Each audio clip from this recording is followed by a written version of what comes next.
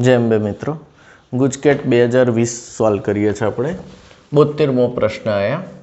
एवुं कहे छे 0.25 मोल अंश धरावता 0.25 मोल अंश धरावता कोई एक द्राव्यना एटले आ द्राव्यनो मोल अंश छे। कोनो मोल अंश छे? द्राव्यनो, द्राव्यना जलीय द्रावण शब्द समझो। जलीय द्रावण छे एटले पाणी द्रावक हशे। शब्द पाणी द्रावक हशे नी मोलालिटी खाली जग्या थशे। बहुत सरस क्वेश्चन है। 0.25 मोल अंश धरावता एक द्राव्यना जलीय द्रावणनी मोलालिटी शोधवानी छे। कशुं बीजुं आप्युं नथी। अर्थघटन करो। द्राव्यना मोल भाग्या द्रावणना मोल इज इक्वल टू मोल अंश 0.25। तो जो द्राव्यना मोल 25 लઉં तो द्राव्य वत्ता द्रावक ना मोल बराबर केटला थवा जोईए? 100। कारण के द्राव्यना मोल छेदमां द्रावणना मोल। मोल अंश एक्स ऑफ द्राव्य आटलो आप्यो छे। आ एक्स ऑफ द्राव्य छे। द्राव्यना मोल छेदमां कुल मोल 0.25। तो जो आ 25 लीधा था कुल 100 थया। हवे एमां द्राव्यना मोल केटला छे? 25। देयरफोर पाणी पाणी द्रावक छे। पाणीना मोल बराबर केटला थया? 75 गुण्या 18 ग्राम प्रति मोल। 75 गुण्या 18 1350 ग्राम। केल्सी अलाउड है तमने एटले तम गणी शकशो। 1350 ग्राम आ तमारू द्रावकनु वजन आव्युं W0। हवे molality is equal to W/M एटले द्राव्यना मोल इंटू 1000/W0 एटले द्रावकनु वजन ग्राम में। तो द्राव्यना मोल केटला लीधा था तमे? 25 इंटू 1000 छेदमां द्रावकनु वजन केटलुं आव्युं? 1350। करो केल्क्युलेशन। 18 मोलल आ तमारो जवाब आवशे। एटले तमारो आंसर आवशे बी। समझ पड़ी? आ रीतनो दाखलो गणाय।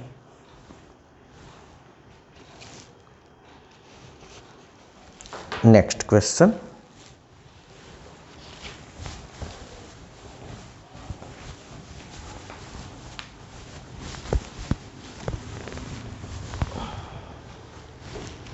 तोतेरमो 2 pH धरावता CH3COOH ना 0.5 मोलर जलीय द्रावणनु अभिसरण दबाण T तापमाने खाली जग्या छे। T तापमाने खाली जग्या छे। आंसर आप्यो छे। ऑप्शन जाणवा माटे लखुं छुं। 1.02 RT बी आप्यो छे। 0.51 RT आ रीतना ऑप्शन आप्या छे। बधा गप्पा मार्या छे। मैं बे ज ऑप्शन लखुं पण RT ना संदर्भमां आप्या छे। चलो तो अहीं pH 2 therefore concentration of H3O plus is equal to 10⁻⁻²। कारण के pH is equal to minus log of H3O plus negative logarithm of H3O plus। तो H3O plus नी सांद्रता 10⁻²। ओके। हवे मोलारिटी केटली छे? 0.5। तो अहीं तमे आवुं कहो CH3COOH ना 0.5 मांथी मोल मांथी 10⁻² मोल वियोजन थाय छे। बधुं वियोजन थई जतुं नथी। 0.5 हता एमांथी केटला मळ्या तमने H+? 10⁻², તો વિયોજન આટલું જ થયું છે. તો 1 હોય 1 મોલ તો કેટલું વિયોજન થાય? 0.5 એ 10⁻², તો ડબલ કર્યા તો અહીં આવશે 2 × 10⁻² મોલનું વિયોજન થાય. ધેરફોર વિયોજન અંશ આલ્ફા 0.02. આલ્ફા કેટલો મળી ગયો તમને?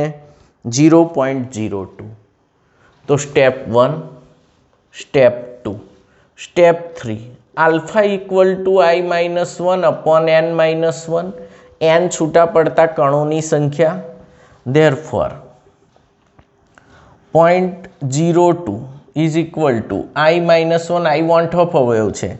n એટલે CH3COOH ના પાણીમાં જલીય દ્રાવણ છે, દ્રાવક પાણી છે. કેટલા ભાગ પડશે? 2.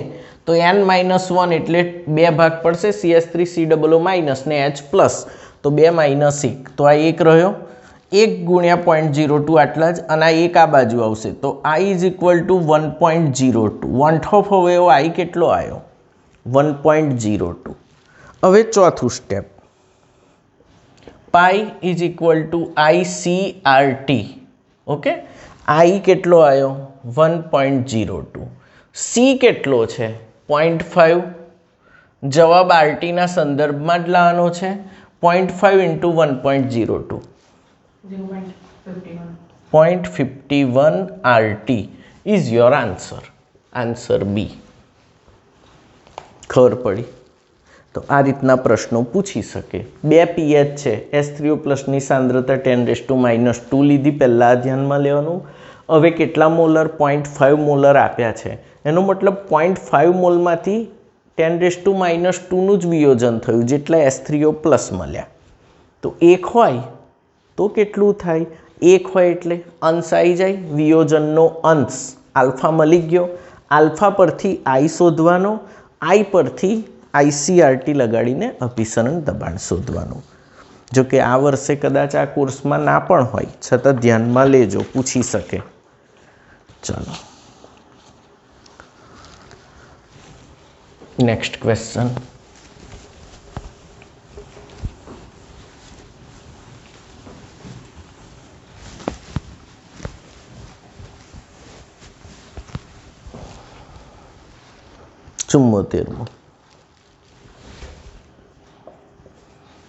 તમને આપ્યું છે વિદ્યુત ધ્રુવ પોટેન્શિયલ આપેલા છે.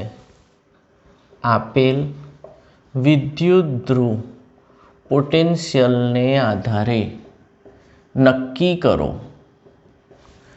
કયો પ્રબળ રિડક્શન કરતા છે. આવું પૂછ્યું છે. પહેલાં આપ્યું છે E0 Cr2O7 - 2 Cr+3 1.33 volt, E0 MnO4 - Mn+2 1.51 volt, E0 Br2 Br- 1.09 volt and E0 Zn+2 Zn -0.76 volt, -0.76 volt. Okay, આ તમને પોટેન્શિયલ આપ્યા ને રિડક્શન કરતા. તો હું તો એવું જાણું, જેનો ઓક્સિડેશન પોટેન્શિયલ સૌથી વધુ હોય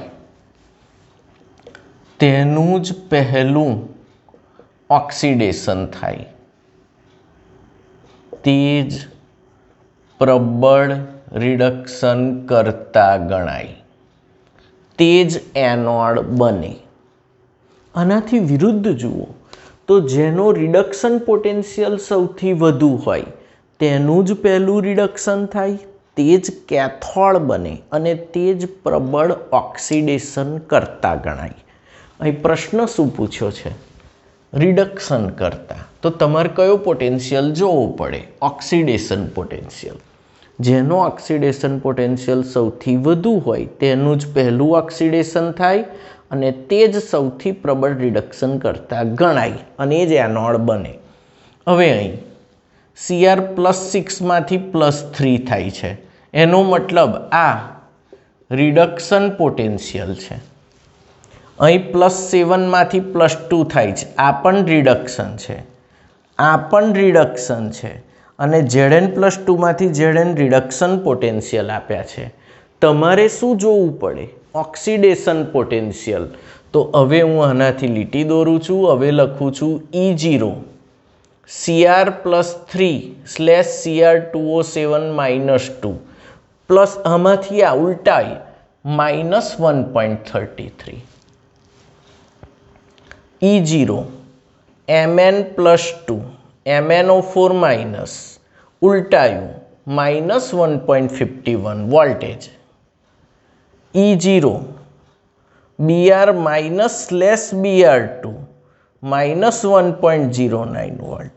and E0 Zn+2 oxidation potential લખ્યા બધાના +0.76 વોલ્ટ. તો હવે આપણે નક્કી કરીએ, જેનો ઓક્સિડેશન પોટેન્શિયલ વધુ તેનું જ પહેલું ઓક્સિડેશન થઈને તે જ પ્રબળ રિડક્શન કરતા ગણાય. તો અહીં કોનું ઓક્સિડેશન સરળતાથી થાય છે? ઝીંક, કારણ કે આ સૌથી વધુ છે.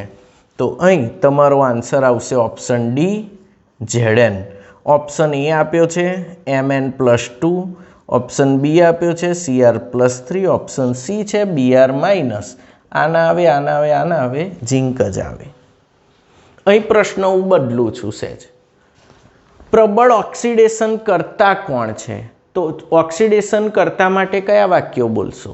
જેનો રિડક્શન પોટેન્શિયલ સૌથી વધુ તેનું જ પહેલું રિડક્શન થાય તે જ પ્રબળ ઓક્સિડેશન કરતા બને. તો હવે તમારે રિડક્શન પોટેન્શિયલ જોવાના. કોના સૌથી વધુ છે? આ મળી ગયા 1.51 સૌથી વધુ છે. તો MnO4- સૌથી પ્રબળ ઓક્સિડેશન કરતા ગણાય. સૌથી પ્રબળ શું ગણાય? ઓક્સિડેશન કરતા. અહીં પ્રશ્ન રિડક્શન કરતા હતો એટલે આપણે ઓક્સિડેશન પોટેન્શિયલ લખ્યા. એમાં જેના સૌથી વધુ હોય તેનો પ્રક્રિયક એ પ્રબળ રિડક્શન ગણાય. નિપજ નહીં જોવાની, નિપજ નહીં જોવાની, પ્રક્રિયક જોવાનો. પ્રક્રિયક એ પ્રબળ રિડક્શન કરતા ગણાય. અહીં જેના રિડક્શન પોટેન્શિયલ સૌથી વધુ તેનું જ પહેલું રિડક્શન થાય એટલે પ્રક્રિયક જોવાના આગળવાળા, અને તે જ પ્રબળ રિડક્શન કરતા ગણાય. તો MnO4-, નિપજો જોવાનું નહીં, MnO4- સૌથી પ્રબળ ઓક્સિડેશન કરતા છે. આવા પ્રશ્નો પૂછશે તમને, એટલે ડીપમાં સમજાવ્યું મેં. ઓકે,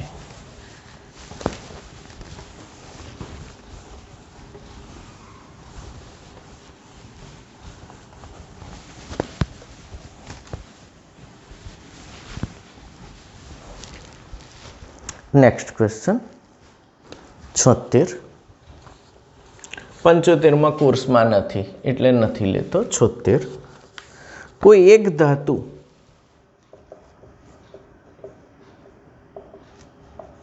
M ના હેલાઇડના જલીય દ્રાવણનું 1.5 એમ્પિયર વિદ્યુત પ્રવાહ વડે 10 મિનિટ સુધી વિદ્યુત વિભાજન કરતા 0.2938 ગ્રામ 2938 ગ્રામ ધાતુ જમા થાય છે. જો ધાતુનું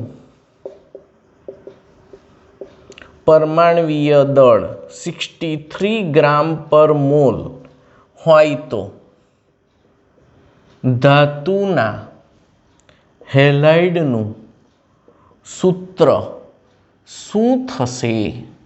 બહુ જ intelligent question. Again option A MCl3, option B MCl2, option C MCl, option D MCl4. આવા પ્રશ્નો સોલ્વ કર્યા હોય તો જ આવડે તમને.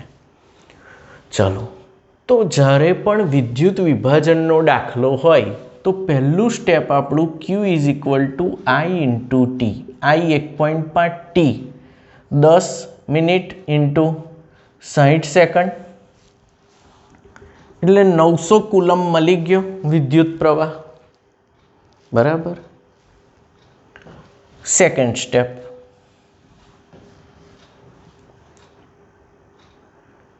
કેટલી ધાતુ મળે છે તમને? 0.2938 ગ્રામ. ઓકે, તો હવે હું એવું કહું, 900 કુલમ વિદ્યુત જથ્થાથી 0.2938 ગ્રામ ધાતુ મળે તો 96500 કુલમ વિદ્યુત જથ્થો પસાર કરું એટલે 1 ફેરાડે. 96500 કુલમ એટલે 1 ફેરાડે. 1 ફેરાડે કેટલી ધાતુ મળે? બોલો કેટલી મળશે? 31.50 ગ્રામ ધાતુ મળે. હવે તમને યાદ હશે, 1 ફેરાડે વિદ્યુત જથ્થો પસાર કરતા ધાતુનું જે વજન મળે તે વજનને તે ધાતુનો તુલ્ય ભાર કહે છે. ફરી 1 ફેરાડે અથવા 96500 કુલમ વિદ્યુત જથ્થો પસાર કરતા ધાતુનું જેટલું વજન મળે તે વજનને તે ધાતુનો તુલ્ય ભાર કહે છે.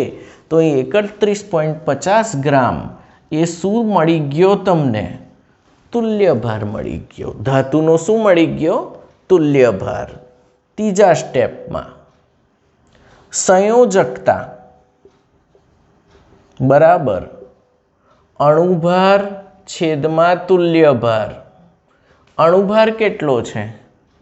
63 પરમાણ્વીય દળ અથવા પરમાણુ ભાર છેદમાં તુલ્ય ભાર કેટલો આવ્યો? 31.50. તો સંયોજકતા કેટલી મળશે તમને? 2. સંયોજકતા 2 મળે એનો મતલબ કે M+2 છે. M+2 છે. એની જોડે Cl જોડાય તો શું બની જાય? MCl2. કારણ કે M+2 છે અને Cl તો -1 જ હોય, તો ધેટ ઇઝ MCl2. એકદમ ક્લિયર. Q બરાબર IT. 900 કુલમથી આટલી ધાતુ મળે છે એવું કહ્યું, તો 96500 એ કેટલી? હવે 1 ફેરાડે એ ધાતુનું જે વજન મળે એના તુલ્ય ભાર જેટલું જ હોય. મીન્સ આ તુલ્ય ભાર મળી ગયો. હવે સંયોજકતા બરાબર અણુભાર છેદમાં તુલ્ય ભાર. સંયોજકતા 2 મળી ગઈ, મીન્સ M+2 છે, તો MCl2. Next question.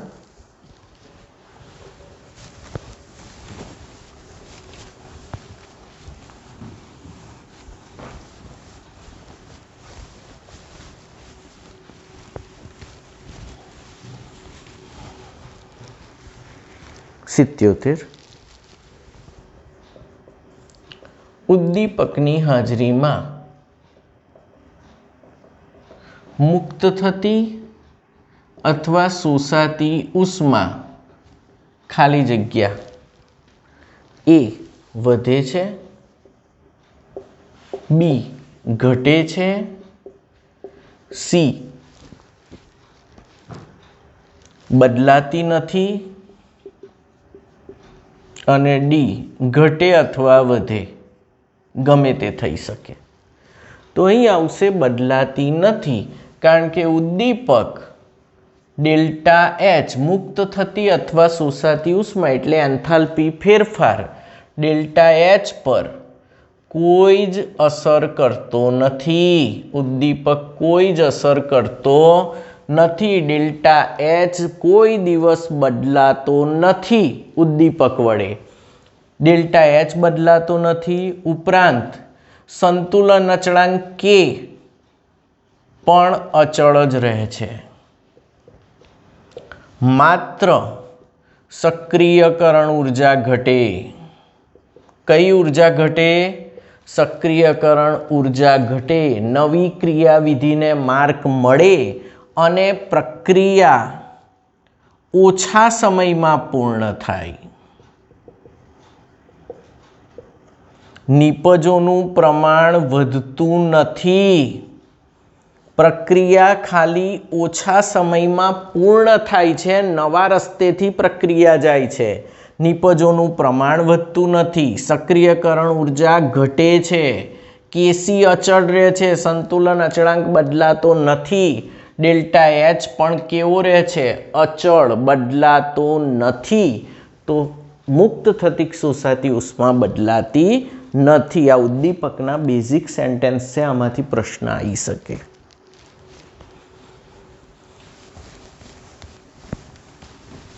છે ને ટાઈમ બેટા?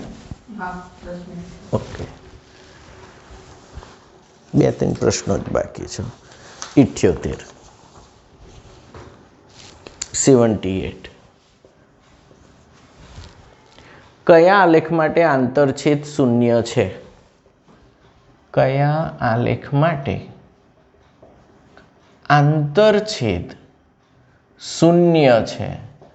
મસ્ત ક્વેશ્ચન પૂછેલા છે. ચલો, એ log of r0 upon rt against t, b log of r against t, એટલે log of r at t અને r at t પણ લઈ શકે. ત્રીજું log k against 1 upon t, અને ઓપ્શન ડી છે તમારો r against t, સાંદ્રતા વિરુદ્ધ સમયનો આલેખ.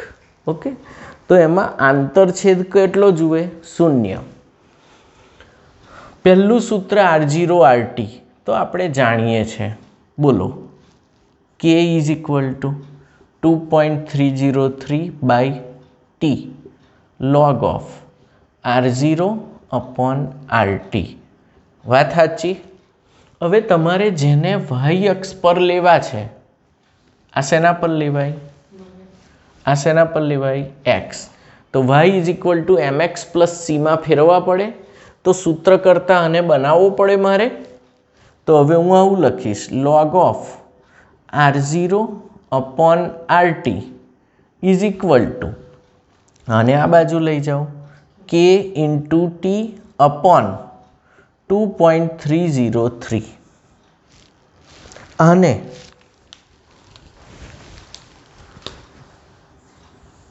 y is equal to m x plus c સાથે સરખાવું, પ્લસ સી સાથે સરખાવું. તો આના પ્લસમાં શું છે? 0. આ સી શું છે? આંતરછેદ. અને એમ શું છે? ઢાળ. એમ શું છે? ઢાળ. તો log of r0 upon rt against ટીનો જો આલેખ દોરો તો એનો ઢાળ કેટલો મળશે? k upon 2.303. અને આંતરછેદ કેટલો થશે? શૂન્ય. શું પૂછ્યું છે? આંતરછેદ શૂન્ય થાય છે. પહેલામાં જ આવી ગયો. તો આ બીજો જોવાની જરૂર નહીં. આ તો આવેદના વક્ર મળે સાંદ્રતા વિરુદ્ધ સમય. આ તો આવો આલેખ મળે ને, પ્રક્રિયકોની સાંદ્રતા ઘટતી જાય, નિપજોની વધતી જાય. ખ્યાલ આવે છે? Okay. log k against 1 upon T, k is equal two a into e raise to minus e upon rt. log k is equal two log a minus e upon rt. 2.303, હા, 2.303 rt log a minus e. તો આને y is equal two c plus mx 1 upon t. તો આમાં તો આંતરછેદ કેટલો આવશે? log a આવશે. તો આમાં આંતરછેદ log ઓફ a અને ઢાળ કેટલો આવશે? Minus e upon 2.303 r. આમાં આંતરછેદ આ મળશે ને ઢાળ આ મળશે. ખાસ યાદ રાખજો. આ તો આ તો ના આવે આમાં, આ તો આવી જ ના શકે, આ બી નહીં મેર પડતો. એ સાચો. આ તમને પૂછશે k બરાબર a into e raise to minus e by rt, log k બરાબર log a minus e upon 2.303 rt, y બરાબર c પ્લસ mx, ઢાળ માઇનસ e અપોન 2.303 r, અને આંતરછેદ log a. નેક્સ્ટ.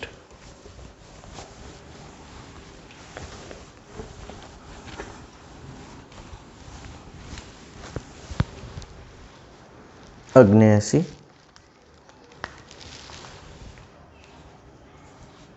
SO2Cl2 ને પ્રારંભિક જથ્થાથી વિઘટિત થઈ અડધો થવા કેટલો થવા અડધો થવા 40 મિનિટનો સમય લાગે છે 40 મિનિટનો સમય લાગે છે જો વિઘટન પ્રથમ ક્રમની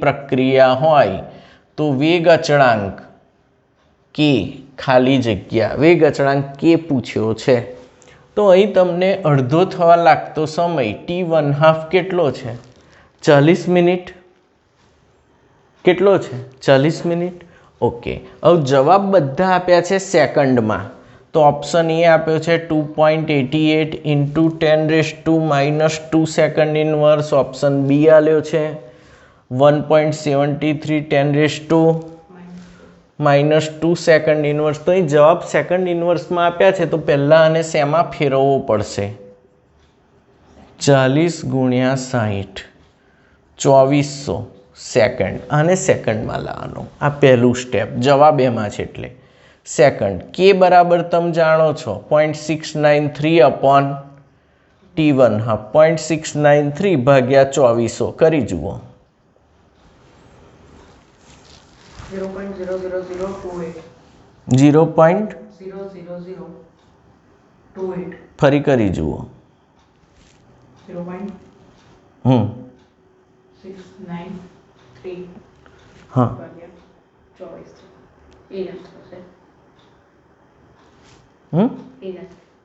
આ જ આવે છે એટલે 2.8 × 10⁻⁴ -4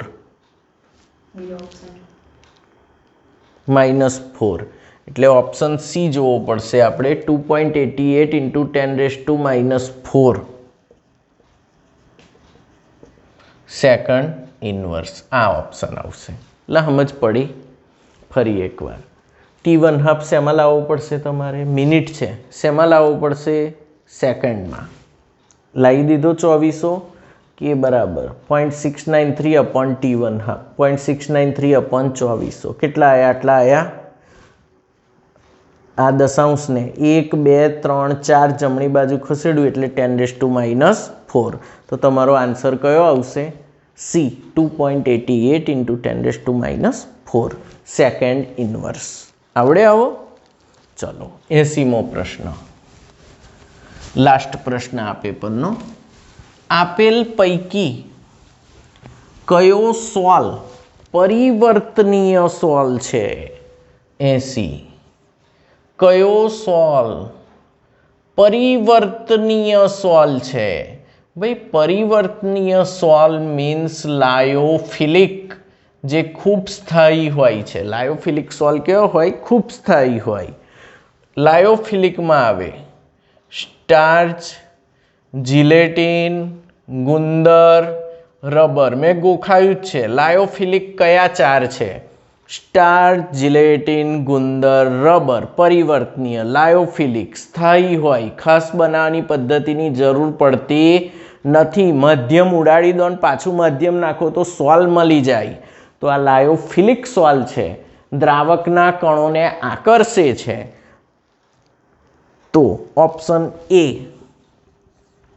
AS2S3 નો સોલ ઓપ્શન બી જિલેટિનનો સોલ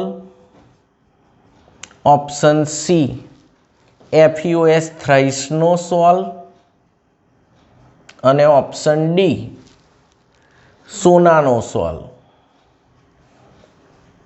જો ભાઈ સ્ટાર્ચ જિલેટિન ગુંદર રબર ગુંદર એટલે ગમ GUM એ બધા પરિવર્તનીય લાયોફિલિક અહીં સીધો મળી ગયો લાયોફિલિક જિલેટિન સોલ છે તો H2S3 આર્સેનિયસ સલ્ફાઇડ આ યાદ રાખજો આ ઋણ વીજભારિત સોલ છે અને લાયોફોબિક છે ધાતુ સલ્ફાઇડ લાયોફોબિક ધાતુ હાઇડ્રોક્સાઇડ લાયોફોબિક આ ધન વીજભારિત સોલ છે કેવો છે ધન વીજભારિત સોલ આ ખાસ યાદ રાખજો આ ધન વીજભારિત છે આ ઋણ વીજભારિત છે સોનાનો સોલ ઋણ વીજભારિત સોલ છે, ઋણ વીજભારિત સોલ છે, સંયુજિત કલીલ છે. કેવો છે? સંયુજિત.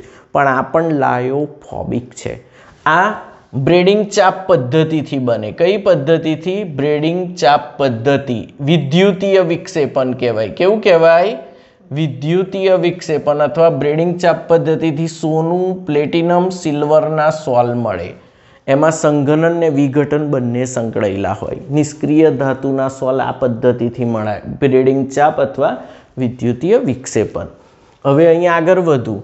ઋણ વીજભારિત સોલના સ્કંદન માટે અસરકારક આયનો કયા? ધન આયન. તો પહેલું કોણ આવે?